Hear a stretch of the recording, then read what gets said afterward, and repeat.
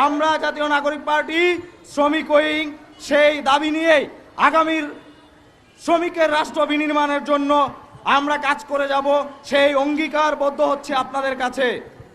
জাতীয় নাগরিক পার্টি শ্রমিক উইং এতটুকুই আমরা বলতে চাই যে রাষ্ট্রের যে গুরুত্বপূর্ণ একটি মন্ত্রণালয় শ্রম মন্ত্রণালয়, আজকে এই শ্রম মন্ত্রণালয়ের শ্রম ভবনের সামনে দীর্ঘদিন যাবৎ আমাদের এই শ্রমিক ভাইরা সংগ্রাম করছে।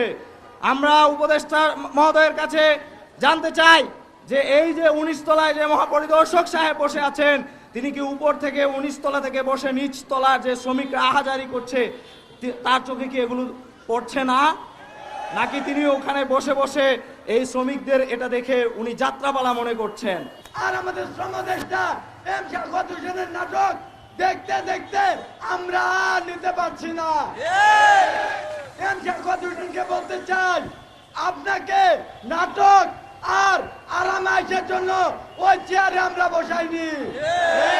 গাজীপুরে ইন্ডাস্ট্রিয়াল পুলিশকে বলতে চাই, আপনাদেরকে মালিকের দাবেদারি করার জন্য গাজীপুরে নিয়োগ দেওয়া হয়নি। আজকে আমার ট্রেন জেডের ভাইরা 4 দিন যাবত এখানে অবস্থান করতেছে। বিএইচআইএস গার্মেন্টসের শ্রমিকরা 6 দিন যাবত ফ্যাক্টরিতে অবস্থান করতেছে। আমি ইন্ডাস্ট্রিয়াল পুলিশকে বলে দিতে চাই, যদি আরেকটা বার দালালি করার প্রচেষ্টা করেন পিঠের চামড়া থাকবে না। আগামী 5 ঘন্টার ভিতরে টিএনজেডের শ্রমিকরা যদি বেতন না পায়, গাজীপুরের রাস্তা আমরা অবরোধ করতে বাধ্য হব। ঠান্ডা মাথার খেলা অনেক দেখেছেন, এখন আমার গরম শ্রমিকরা কি করতে পারে সেটা দেখবেন। এখানে কি আমরা ভিক্ষা চাইতে আসছি? আমরা আমাদের পাওনা চাইতে আসছি। তো আমাদের এভাবে ঘুরতে হবে কেন? আমরা এখানে কার কাছে আসছি? এখানে শ্রম অধিদপ্তরের পরিচালক থাকেন না, সচিব থাকেন না? আপনার এখানে বসে থাকার কাজটা কি? আপনার পিছনে আমাদের ঘুরতে হবে কেন? আপনার পকেট থেকে টাকা চাইতে আসছি? টাকা কি আপনার পকেট থেকে দেবেন? আপনার দায়িত্ব রাষ্ট্রের ওই পদে থেকে ওই মালিককে ডাকুন, ডেকে তার কাছ থেকে টাকা নিয়ে বেতনের রেজিস্টার দেখে প্রত্যেকের সই নিয়ে টাকা দিয়ে দিন।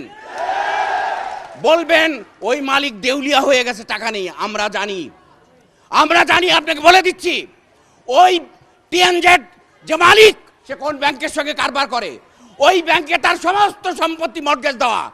ওই ব্যাংকের এমডিকে ডাকুন, ডেকে এখানে ওই মালিক এবং ওই ব্যাংকের এমডি সহ মিটিং করুন। মিটিং করার পরে 50 কোটি টাকা বা 60 কোটি টাকা যেটা আপনাদের দায় আছে সেটা লোন ক্রিয়েট করুন। তারপরে সেই টাকা প্রত্যেকের রেজিস্টার ধরে এখানে দিয়ে দিন। আমরা টিএনজেডের শ্রমিক নেতৃবৃন্দ এখানে আছেন, তাদেরকে বলছি, আমরা প্রত্যেকটা দলের নেতৃবৃন্দ, শ্রমিক নেতৃবৃন্দ আছি, আমরা আপনাদের পাশে থাকবো। আপনারা এই শ্রম অধিদপ্তরের পরিচালকের কাছে যান, সচিবের কাছে যান, গিয়ে বলুন আপনারা যদি এই পদ্ধতিতে এটা সলভ না করেন, আমরা এখানে শ্রমিক নেতৃবৃন্দ আছি, জাতীয় নেতৃবৃন্দ আসবে দরকার হয়। আমরা মাননীয় প্রধান উপদেষ্টা এই সরকারের 1 বছর আগে যখন এই তাপা সেন্টারে 6 তলায় বিদ্যুৎ নাই, ওনাকে মামলার শুনানিতে উঠানো হয়। এবি পার্টির উদ্যোগে ওই বিল্ডিং এর নিচে ওই ইউনূস সাহেবকে কাঁধে তুলে 6 তলায় তুলেছে, বিদ্যুৎ দিয়ে উঠাতে হয় নাই। আমরা ইউনূস সাহেবকে বলবো, এই সচিবকে আমরা এখানে বসা দেখতে চাই না, এই পরিচালককে আমরা এখানে বসা দেখতে চাই না। আমরা এই পরিচালক, এই সচিবের উদ্দেশ্যে বলতে চাই, আমরা আপনার কাছে ভিক্ষা চাইতে আসিনি, আপনার পকেট থেকেও টাকা চাইতে আসিনি।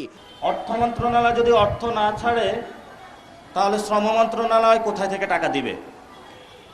আমি সালাউদ্দিন ভাইয়ের উদ্দেশ্যে বলবো এবং সাথে সাফাত ভাইয়ের উদ্দেশ্যেও বলবো যে ওনাদের, আমাদের মা বোনদেরকে রাস্তা রাখিয়েন না।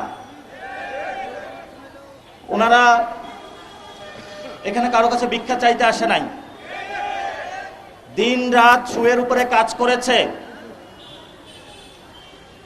রাত কাজ করেছে, দিনে কাজ করেছে, তারা তাদের মজুরি পাওয়ার জন্য এখানে এসেছে।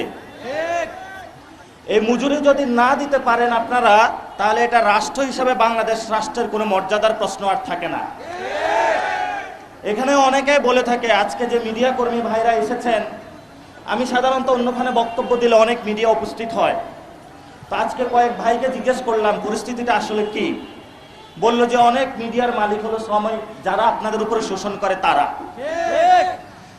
আজকে আমি জানলাম যে এতদিন ধরে আন্দোলন চলতেছে, কিন্তু আপনাদের এখানে কোনো মিডিয়া উপস্থিত হয় নাই।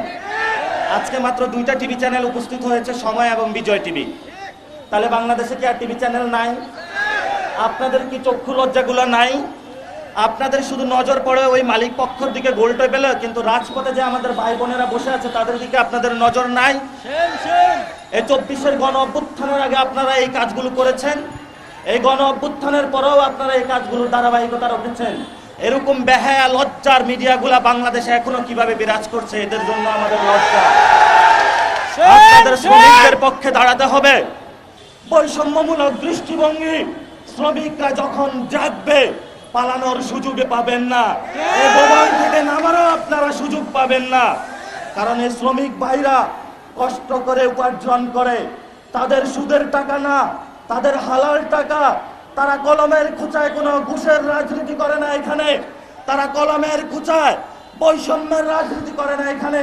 তারা একটি সুন্দর বাংলাদেশ দেখতে চায়, যেখানে তারা দিন রাত পরিশ্রম করে নিজের বাল বাচ্চা এবং মাকে কিছু যায় খাওয়ানোর চেষ্টা করে। এই যে আমাদের মা বোনেরা বসে আছেন, আজকে এখানে যারা প্রতিনিধি উপস্থিত হয়েছেন, এবং আপনাদের থেকেও আপনারা একটা প্রতিনিধি দল ঠিক করুন।